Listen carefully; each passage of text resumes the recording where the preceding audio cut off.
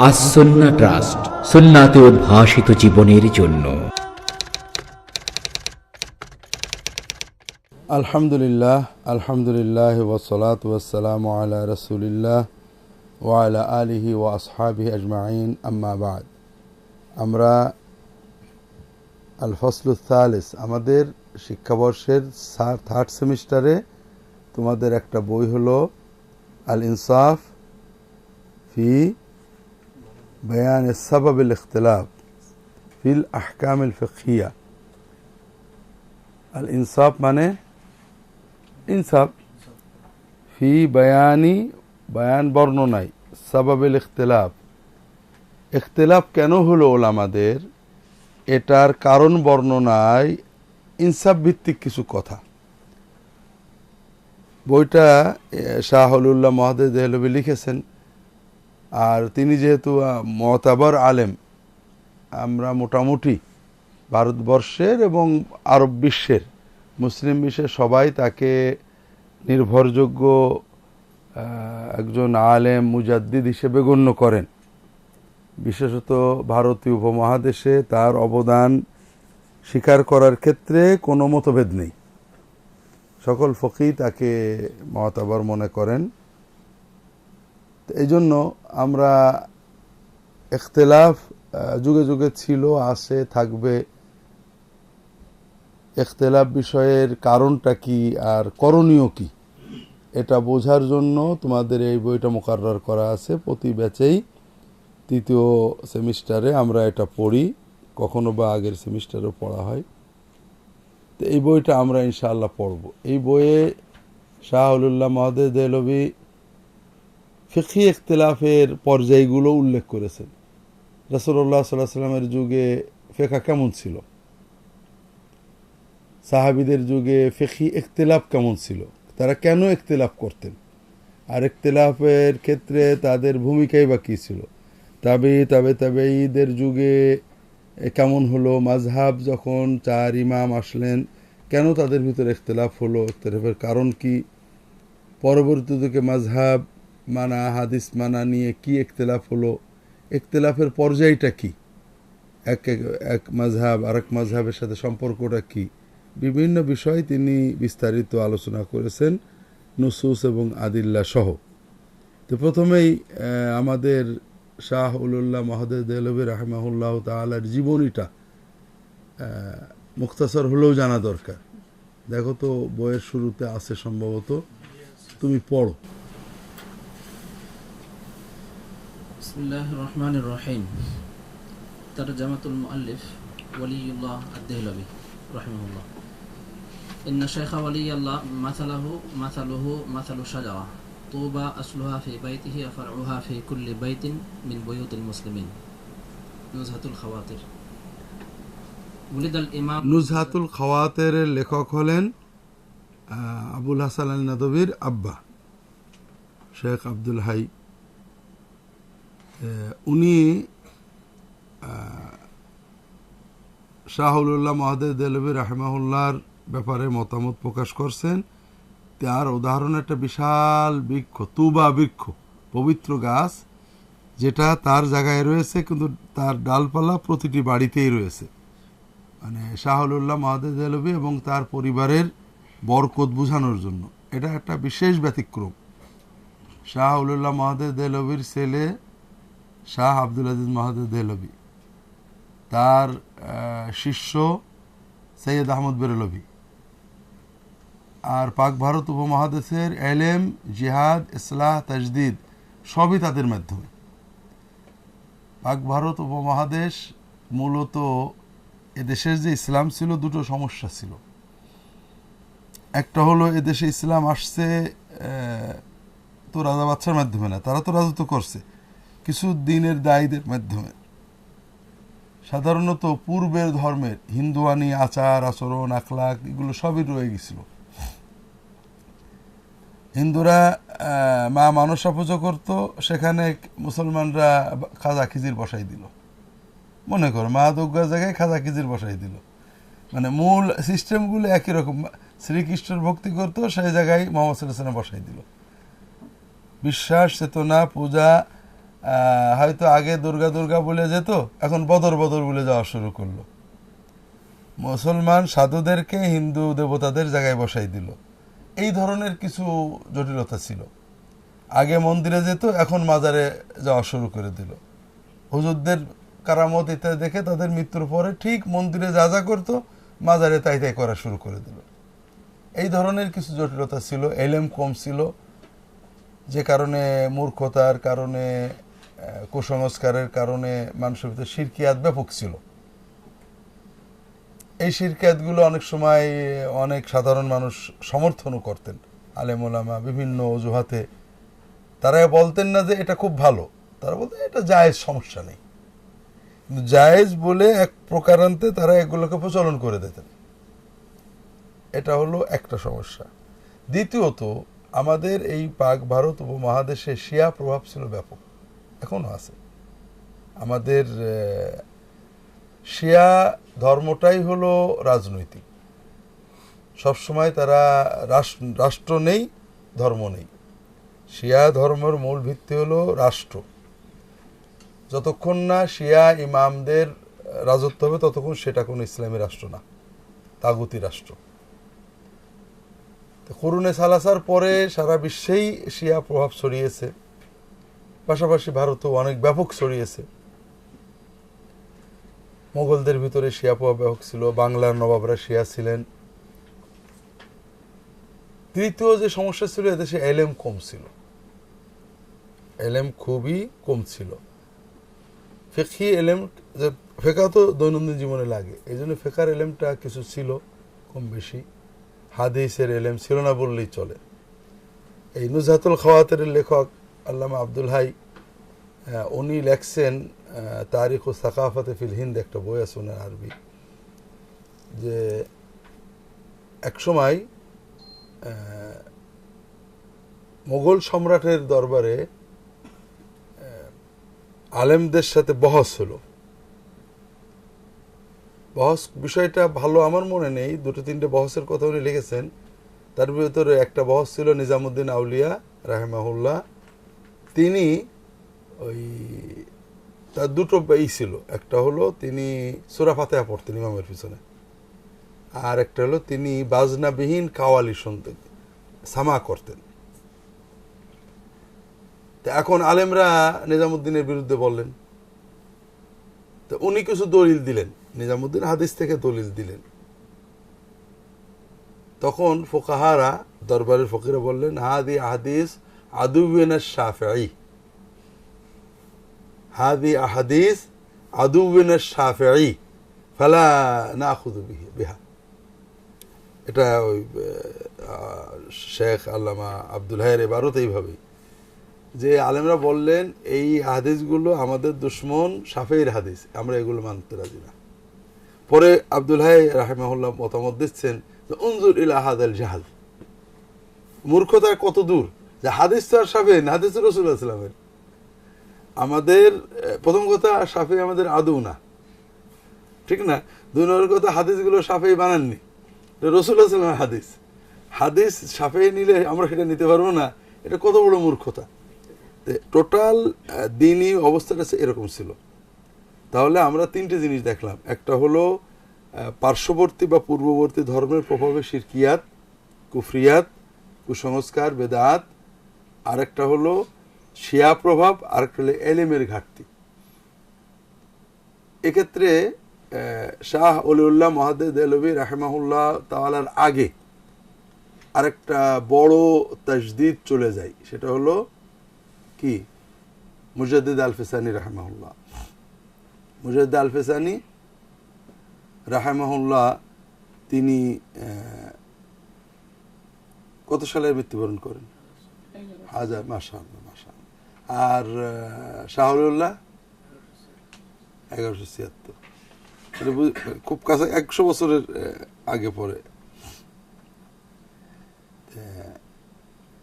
মুজাদ্দিদ আল ফিসানি একটা মৌলিক তাজদীদের চেষ্টা করেন, কারণ শিরকিয়াত কুফরিয়াত বাড়তে বাড়তে এমন হয়ে গেছিল, মানুষ মানুষের সেজদা করতো, মানুষ মানুষের পায়ে চুমু খেত, মানুষ কবর পূজা করতো, মানুষ মানে, আর দিনদারদের ভিতরে বেদাত প্রচুর ঢুকে গেছিল। তো উনি সকল বেদাত বেদাত, কোনো বেদাত হাসানা নয়, আর সকল শিরকিয়াত বর্জন করতে হবে, শরিয়া পালন করতে হবে, এই ব্যাপারে দাওয়াত দিতে লাগলেন। পতনের সর্বোচ্চ পর্যায়ে ছিল বাদশাহ আকবরের দ্বীন-ই ইলাহি। দ্বীন-ই ইলাহি কারা বানাইছিল? আকবর না উলামায়ে কেরাম? এমন এমন আলেম যারা একটা তাফসির লিখেছেন, তাফসিরের ভিতরে কোনো নুক্তা আলা অক্ষর নেই। কত আরবি জানতো, কল্পনা করে দেখো যে একজন আলেম এত আরবি জানতেন যে একটা শব্দের প্রতিশব্দ বের করেছে, পুরো কিতাবের ভিতরে কোনো নুক্তা আলা অক্ষর নেই।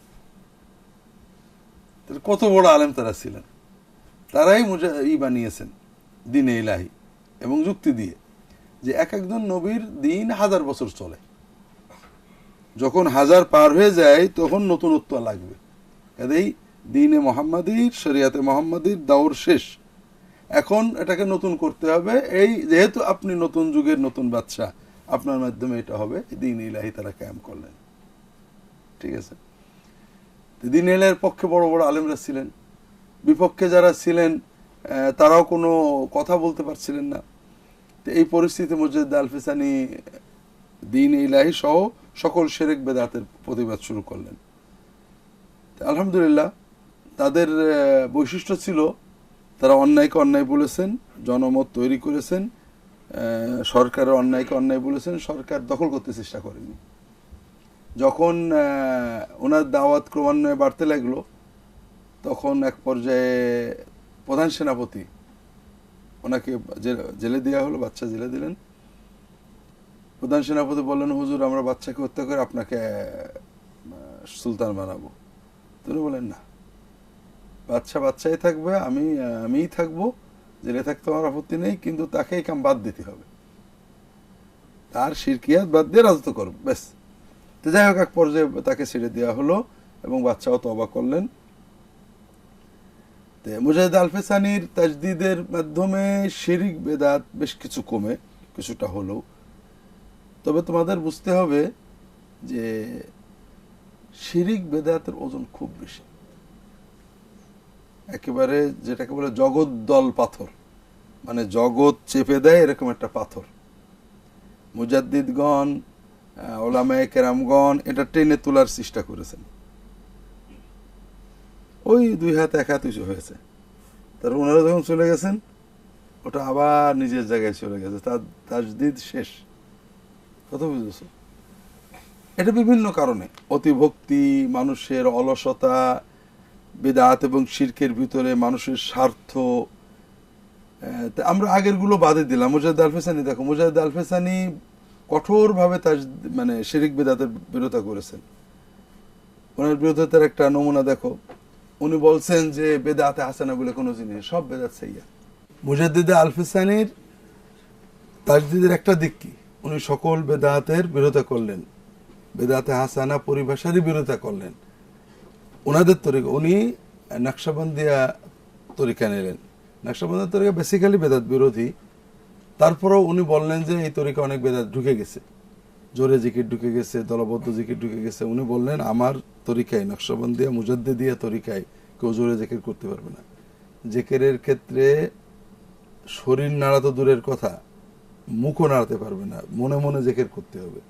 আর এই তরিকার আসার আগে মানে প্রতিটি ফরজ, ওয়াজিব, সুন্নত আমল করতে হবে, ইলম শিখতে হবে, তারপরে আসবে। এবং কোনো রকমের জোরে জিকির নেই, শব্দ করে জিকির নেই, ইত্যাদি ইত্যাদি ইত্যাদি ইত্যাদি।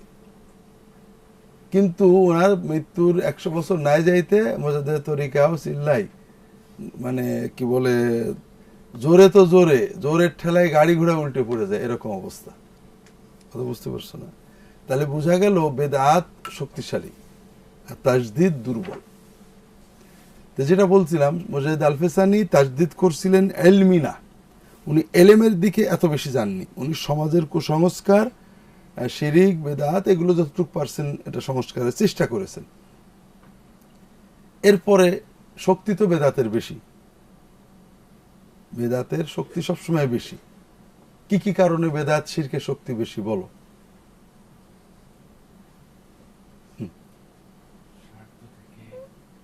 এক নম্বর, বেদাতের ভিতরে স্বার্থ থাকে। বেদাত মানেই আনুষ্ঠানিকতা, আনুষ্ঠানিকতা মানেই কিছু পুরোহিত সেখান থেকে স্বার্থ পান, একটা মাজার, একটা মন্দির, একটা অনুষ্ঠান, এগুলো বেদাত সবকিছু কিন্তু এই ধরনেরই হয়। আর এই স্বার্থের কারণে মানুষ এটা সাপোর্ট করে। আরেকটা হলো বেদাত, শিরকিয়াত মূর্খদের জন্য আকর্ষণীয় হয়, কারণ মানুষ বিমূর্তর চেয়ে মূর্তকে বোঝে বেশি। শিরিক কথা থেকে আসছে, হিন্দু ধর্ম বলছে যে এক ঈশ্বরের ইবাদত করো, না দেখে করো, মূর্তি প্রতিমা বানায়ও না। পরে আয়সা কেউ কেউ বলছে না, তুমি যদি মূর্তি সামনে নিয়ে তাকে ধ্যান করো দোষ নেই, ঠিক না? কারণটা কি? কারণ কিছু নেই, তোমার ধ্যান করতে মনোযোগ বসছে না, সামনে একটা কিছু নিয়ে ওটার দিকে মন দিলে মানে মনটা বেশি বসতেছে, কথা বুঝছে না? তুমি আল্লাহর কাছে কাঁদছো, চোখে পানি আসছে না, হুজুরের পাটা জড়াই ধরে যখন কাঁদো তখন দেখো হড়হড় করে চোখে পানি, মনের আবেগ একেবারে হড়হড় করে বেরোতে থাকবে। এই জন্য কাউকে না দেখে আল্লাহর কাছে মনের আবেগ, কবে যে আল্লাহ কবুল করবে আমি বুঝতে পারছি না। আর হুজুরি যখন জড়াই ধরলাম, হুজুর একটু মাথায় হাত বুলাই দিল, আচ্ছা বাবা সব ঠিক হয়ে যাবে, মনটা অনেক সান্ত্বনা এসে গেল, কথা বুঝতে পেরেছ? এই জন্য ইসলামের হলো তোমার বিরোধ আল্লাহর কাছে চাও, আর মানুষ চেয়ে শান্তি পাচ্ছে না, ভাবছে হয়তো আল্লাহ আমি গুনাহগার নিল না। যে কোনো একটা জায়গায় মাজারের পাশে দাঁড়িয়ে হুজুরের কাছে যে 20 জন আলেম এনে দাওয়াত দিয়ে মনে হলো যেন না বোধহয় এটা হতে পারে, তার মনের আস্থাটা একটু বেড়ে গেল। এসব কারণে শিরিক, বেদাত, সামাজিক অনুষ্ঠানের শক্তি বেশি থাকে সবসময়। এরপরেই যিনি সবচেয়ে বড় অবদান রাখলেন তিনি সৈয়দ আহমদ বেরলভী, এই আপনার শাহ ওলিউল্লাহ মহোদয় দেহলভী। তার অবদান আরো বেশি ছিল। এটা বোঝানোর জন্য মুজাহিদ আলফিসানি থেকে, মুজাহিদ আলফিসানি 1000 হিজরির তাজদিদ করে গেছেন, 1034 মারা গেছেন রাহিমাহুল্লাহ। তাজদিদ তো কন্টিনিউয়াস চলতে থাকবে। মুজাহিদ আলফিসানি সৈয়দ আহমদ বেরলভী জন্ম নিলেন, শাহ ওলিউল্লাহ মহোদয় দেহলভী জন্ম নিলেন কবে? 1111, 12, 13 বা 14 এই দিকে। তার মানে মুজাহিদ আলফিসানির মৃত্যুর 100 বছরের ভিতরেই উনি জন্ম নিলেন। ওই সময়ে আরো একটা সমস্যা ভারতে আসছে, সেটা রাজনৈতিক। ওই আকবরের দিনে এলাই না এবার, হ্যাঁ, ইংরেজরা এসে গেছে, কথা বুঝতে পারোনি? একটা বড় রকমের মানে বালা ভারতের মুসলমানদের উপরে, ভারতের উপরে আসছে। ইংরেজরা অলরেডি এসে গেছে, তারা বিভিন্ন জায়গায় খ্রিস্ট ধর্ম প্রচার করছে এবং দখলের চেষ্টা করছে। এই পরিস্থিতিতে শাহ মহোদয় দেহলভী জন্ম নিলেন। তার অবদানটা, তার এই যে আব্দুল হাই বললেন যে বাংলার সকল ঘরেই বা ভারতের সকল ঘরেই তার অবদান। একদিকে তিনি রাজনৈতিক কিছু কাজ করেছেন, তৎকালীন ভারতের মুসলিম শাসকদেরকে ঐক্যবদ্ধ করার চেষ্টা করেছেন, পারস্পরিক বিরোধ দূর করার চেষ্টা করেছেন, যুদ্ধ কমানোর চেষ্টা করেছেন, এটা করেছেন। আর এদিকে শিরক বেদাতের বিরুদ্ধে ব্যাপক বলেছেন, কবর পূজা, পীর পূজা, বেদাতের বিরুদ্ধে খুব কঠোর বলেছেন। এগুলো হলো যেটা মুজাহিদ আলফিসানের মতোই অনেকটা, কিন্তু উনি অতিরিক্ত আরো কিছু কাজ করেছেন যেটা ইলমি। একটা হলো কোরআন কারীমের তর্জমা করেছেন। এটা ভারতে প্রথম কোরআনের তর্জমা হলো ফার্সি ভাষায়, তখন তো রাষ্ট্রভাষা ফার্সি ছিল। তো এই জন্য ওনাকে মায়ের খেতে হয়েছে, আঙুল কেটে দেওয়া হয়েছিল ওনার। কোরআনের কেন তর্জমা করা হলো? কারণ কোরআনের তর্জমা করলে সাধারণ মানুষ কোরআন বুঝে যাবে। তৎকালীন প্রতিটি শিক্ষিত মানুষই ফার্সি শিখত, কারণ ফার্সি তাদের ভাষা ছিল। এখন ফার্সি মানেই শিক্ষিত মানুষরা কোরআন বুঝে যাবে, কোরআন বুঝলে কি হবে? গোমরা হয়ে যাবে। কাজেই এটার বিরুদ্ধে উনাকে ভয়ঙ্কর আঙুল কেটে দেওয়া হয়েছিল।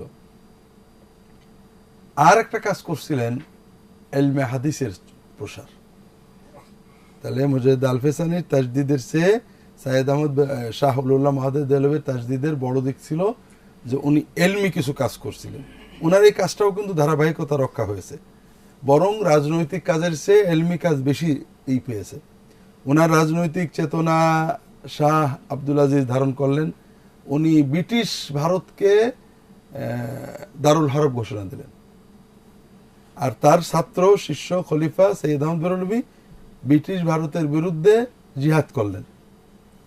তাদের দুটো ধারা ছিল, একটা হলো জিহাদের মাধ্যমে ইসলামী রাষ্ট্র প্রতিষ্ঠা করা, সেটা দেশের ভিতরে থেকে না। সৈয়দা যখন শাহ আব্দুল আজিজ মাহমুদ দেহলভী ভারতকে দারুল হারব ঘোষণা দিলেন, তখন সৈয়দ আহমদ বেরলভী চেষ্টা করলেন মুসলিম যারা বাদশাহ ছিল তাদের মাধ্যমে দারুল ইসলাম কায়েম করা। যখন উনি পারলেন না, উনি দারুল হারব অর্থাৎ ব্রিটিশ রাজত্ব থেকে হিজরত করলেন। করে কোথায় গেলেন? দারুল ইসলামে গেলেন, আফগানিস্তানের বর্ডারে চলে গেলেন। খেয়াল করো, শরিয়া উনি একটা রাষ্ট্রের ভিতরে থেকে মারামারি করেননি। এটা শরিয়া তোমাকে অনুমতি দেয় না। তুমি যে রাষ্ট্রের নাগরিক সে রাষ্ট্রকে মানতে হবে। তিনি দারুল হারব থেকে হিজরত করে দারুল ইসলাম অর্থাৎ আফগানিস্তানের বর্ডারে চলে গেলেন। এরপরে সেখানে দারুল ইসলাম ঘোষণা দিলেন। তিনি নিজে আমিরুল মুমিনিন হয়ে এটা হলো দারুল ইসলাম। এখন দারুল ইসলামের সাথে দারুল হারবের যুদ্ধ হবে। উনি যুদ্ধ করেছেন, 4-5 বছর যুদ্ধ করেছেন, কিছু যুদ্ধে জিতেছেন, তারপরে শহীদ হয়ে গিয়েছেন। তার রাজনৈতিক যে প্রচেষ্টা, এটা তুমি ব্যর্থ বলতে পারো, হেরে গেছে। কিন্তু তার তাজদিদি প্রচেষ্টা, এলমি এবং ইসলাহি, এটা কন্টিনিউ করছে। কথা বুঝতে পেরেছ? তো এই জন্য তাহলে শাহ ওলিউল্লাহ মাহমুদ দেহলভীর তাজদিদের ধারা ছিল অনেকগুলো। একটা হলো তিনি শিরক বেদাতের বিরুদ্ধে কাজ করেছেন, তারপরেও এই ধারাটা তার আওলাদ এবং তার অনুসারীদের ভিতরে কন্টিনিউ করেছে। আরেকটা হলো তিনি এলেমের কাজ করেছেন। কোরআনের তিনি ফার্সি তরজমা করেছেন, তার ছেলে ওটাকে আবার উর্দু তরজমা করেছেন। আব্দুল আজিজ মাহমুদ কি করেছেন? উর্দু তরজমা করেছেন। ততদিনে উর্দু সাধারণ জনগণের ভাষা, এটা আরো অন্যায় করেছেন। ঠিক আছে না? এরপরে তিনি আরো বই লিখেছেন, ইলমে হাদিসের চর্চা করেছেন। এলেমের চর্চা এবং তাজদিদ ইসলাহ মানে বেদাত শিরিক থেকে মুক্ত করার চর্চা, দুটো ধারাই তাদের মাধ্যমে চলেছে। আমাদের ভারতে ইসলাম দুই রকম। একটা হলো দেশজ ইসলাম, হিন্দু ধর্মের মতোই কাছাকাছি একটা ধর্ম। হিন্দুরা মন্দিরে যেটা করে আমরা মাজারে হিসেব করে দেখো কোনো পার্থক্য আছে কিনা। হিন্দুরা তাদের পুরোহিত ঠাকুরকে যা করে, মুসলমানরা তাদের পীর হুজুরকে তাই করে। যদি বিশ্বাস না হয় তুমি যে দেখো, এটা হলো দেশজ ইসলাম। আমরা হিন্দু ধর্মের একটা পরিবর্তিত পর্যায়। একটা বড় ধরনের আলেম এগুলোকে সমর্থন করেন বিভিন্ন দলিল দিয়ে। তারা বলেন না যে এটা নবীজি করেছেন, তারা বলেন এগুলো করলে দোষ নেই, করলে দোষ নেই বলে এগুলোকে প্রচলন রেখে দিচ্ছেন। আর একটা ইসলাম হলো কোরআন সুন্নাহর কাছে যাওয়ার ইসলাম। বেদাত করব না, শিরিক করব না, কোরআন সুন্নাহ শরিয়া মতো চলবো। এর বিভিন্ন ধারা আছে, কওমি ধারা, দেওবন্দে ওলামায়ে দেওবন্দের ধারা, এরপরে আহলে হাদিসের ধারা, ফুরফুরার ধারা, জৌনপুরের ধারা, এগুলো বাংলাদেশে আছে। তো এই যত ধারাগুলো সবগুলোর গোড়াই হলো সৈয়দ আহমদ বেরলভী, আব্দুল আজিজ মাহমুদ দেহলভী, শাহ ওলিউল্লাহ মাহমুদ দেহলভী। যত শরিয়াযুক্ত সুফি, শরিয়াযুক্ত এলেম, সবাই তাদের থেকেই আসছে। তো এই জন্য ভারতবর্ষের জন্য শাহ ওলিউল্লাহ মাহমুদ দেহলভীর অবদানটা ছিল ব্যাপক। না পড়ো।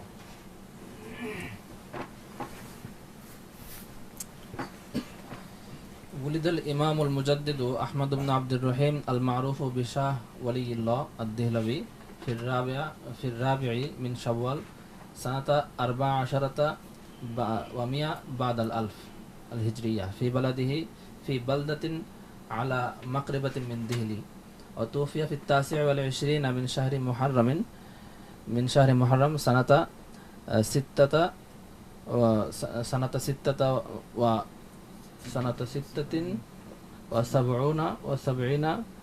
و100 بعد الألف الهجرية بعد بلوغه الحادية والستين।